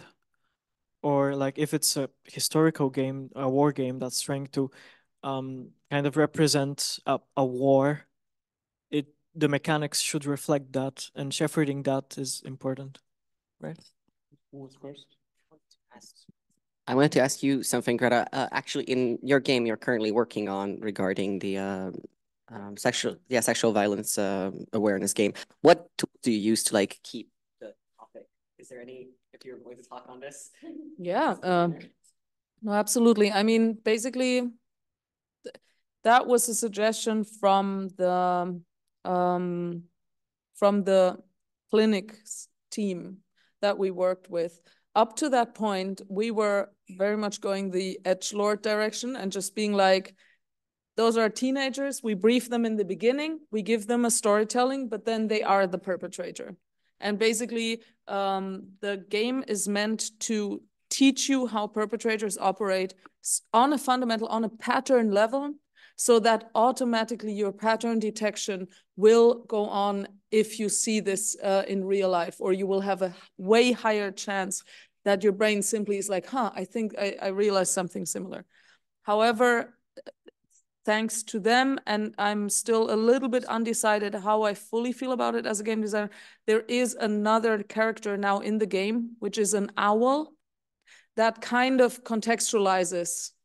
Not all the time, right now we're trying to find the right amount, but that contextualizes where intermediately, like first of all, the game is each scenario right now is divided in sub-scenarios.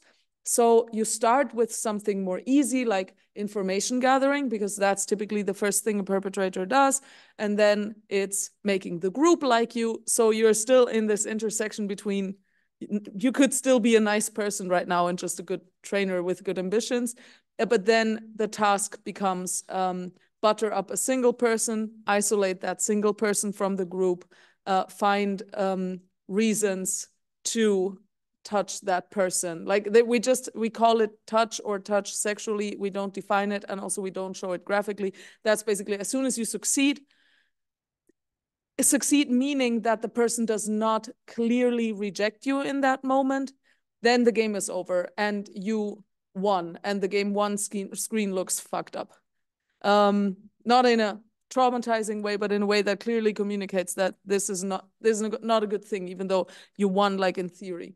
But in between, every time the perpetrator, because the perpetrator appears as a briefing character, so he's the evil wolf, heavily loaded with metaphor, talks to you and gives you those instructions, and then you interact in the game. So you kind of, do the bidding of the wolf, but as the trainer, with the power of the trainer, because the topic is specifically about grooming strategies in social clubs, targeting youngsters, like Jugendliche. And now there is this owl. So after the trainer gives you, after the perpetrator gives you the instruction, which is like, you know, something like that, right? Then the owl says something very neutral, but basically says, people with egoistic intentions can do the following things. And then intermediately in the game, there is an owl symbol, and it has notification number, and you gain tips. Like every few turns you do, there is a new tip that is either a tip on how to explicitly detect certain things, like detection markers, how to protect yourself and how to protect others, and specific actions that you can take. What are you allowed to do? What are you supposed to do? And the hope is that basically using this gamified impulse that people have on clicking on notifications, we hope to expose them to the tips. And also every time they get a new tip, it is visually communicated as a star, like as something that you really want to collect, like something cool to have. And so this is how the two didactical levels. So you interacting those patterns so that you can detect them later, but then also on a textual didactic extra layer where the owl briefs you occasionally, or not only occasionally. Right now, the owl has become very dominant, so it's on the verge of being a little bit preachy or a little bit too much padded in explanation. So that we're going to have a workshop next week with them to make sure we find a good amount, an amount that makes worried people that see the game and play the game, that takes a little bit of their concern, but also in a way that the pubescent people aren't just like, thanks, mom. Especially in that. So that's one way how we tackle it, or two ways. Yeah. I don't know if you have ideas, by the way, or feedback on that, feel absolutely free.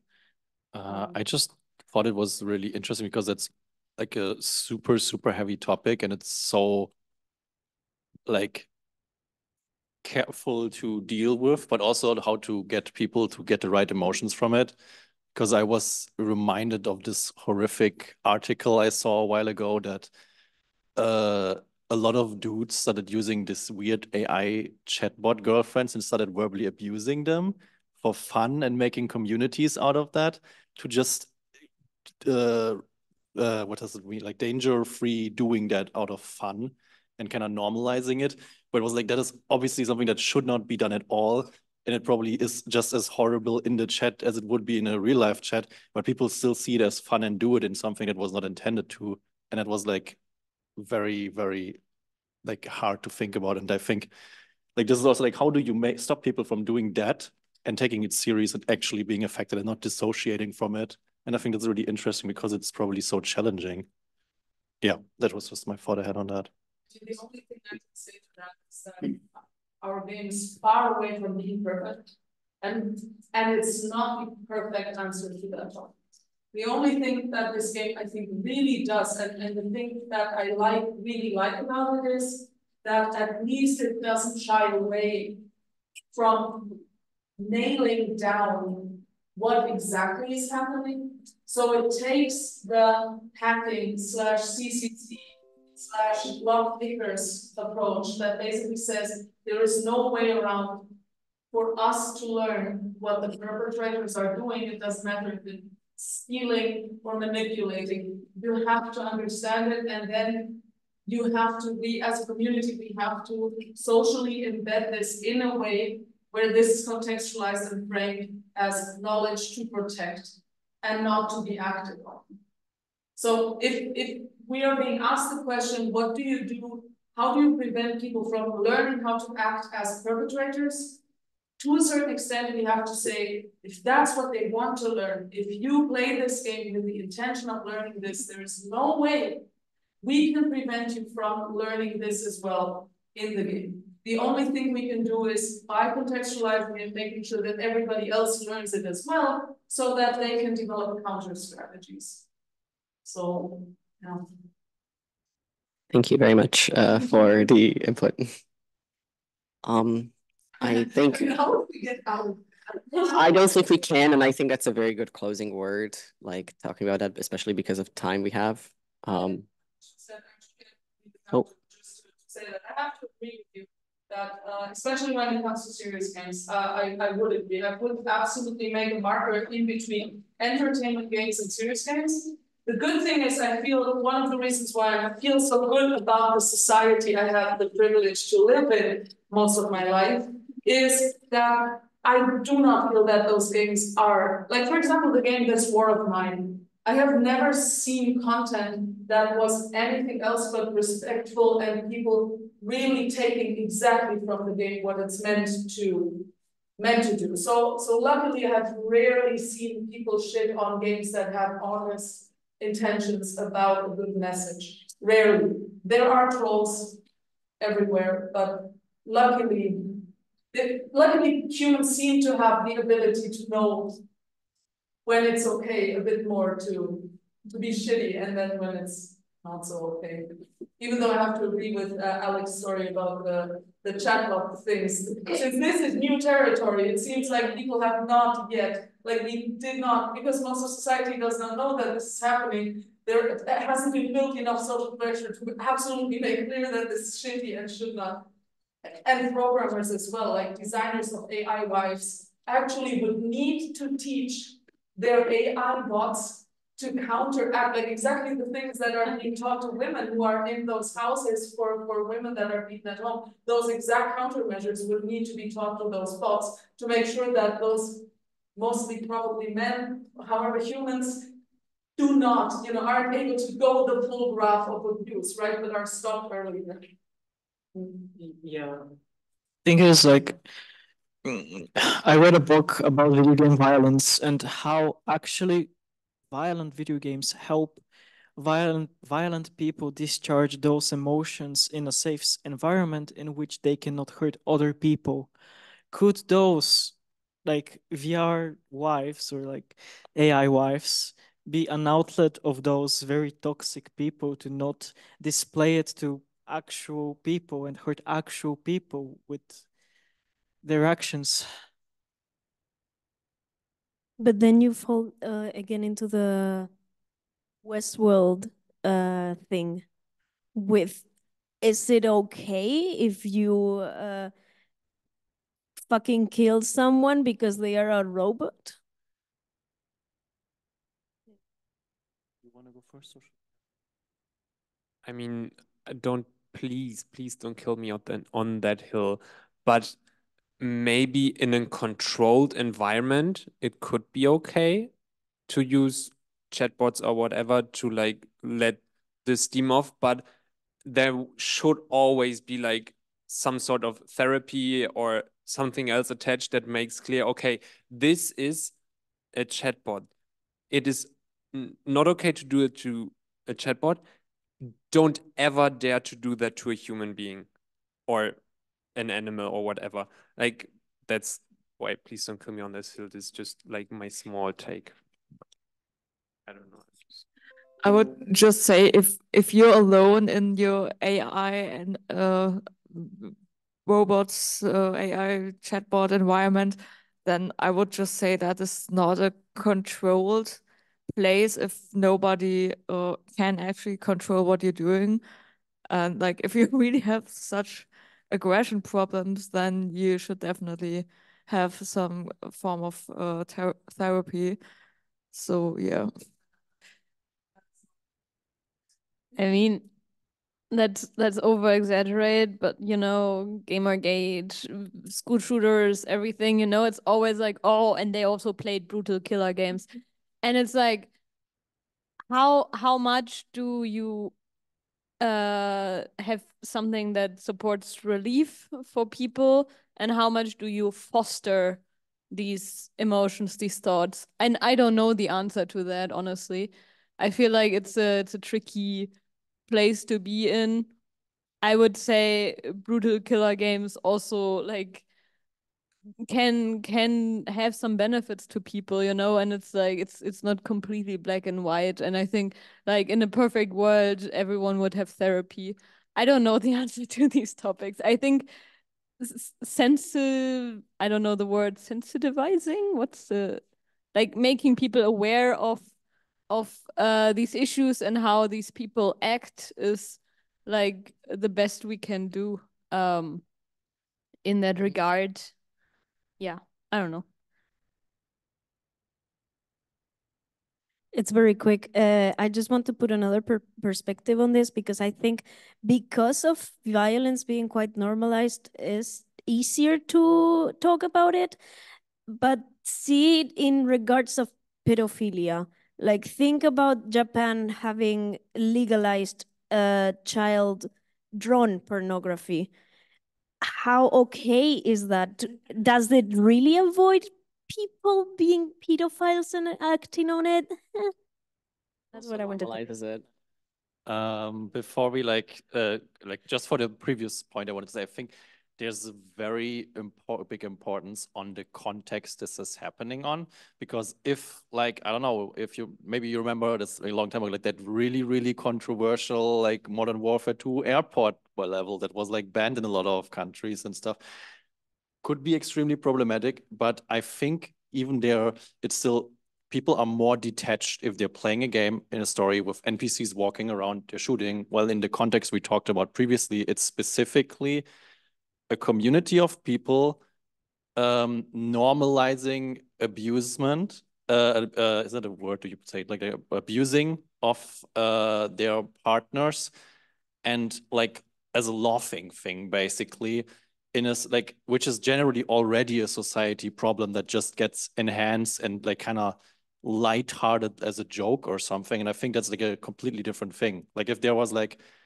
a forum about, I don't know, a super problematic level from a shooter where people would make fun of how fancy they can torture people, that might be just as problematic.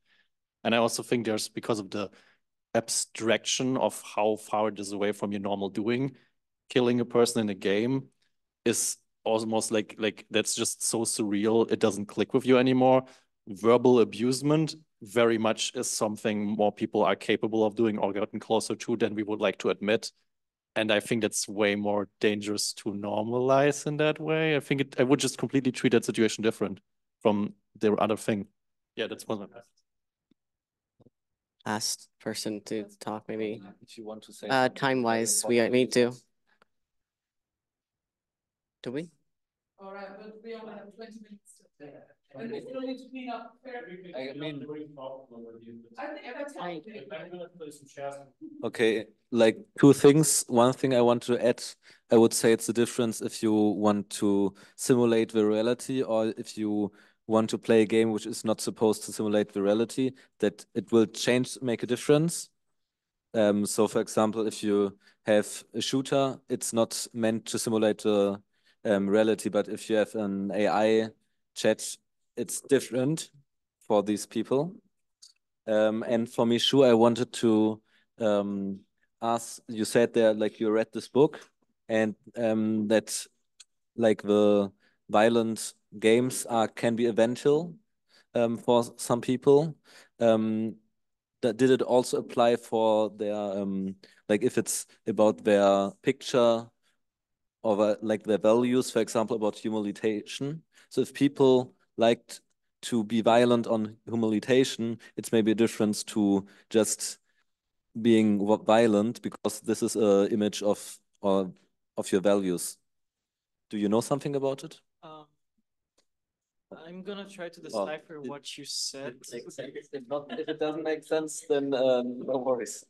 Like I think what you tried to say is like kind of depicting violence as this comical, like Mickey Mouse type of thing, like Tom and Jerry type of thing, and like depicting violence as this graphic, kind of personal topic of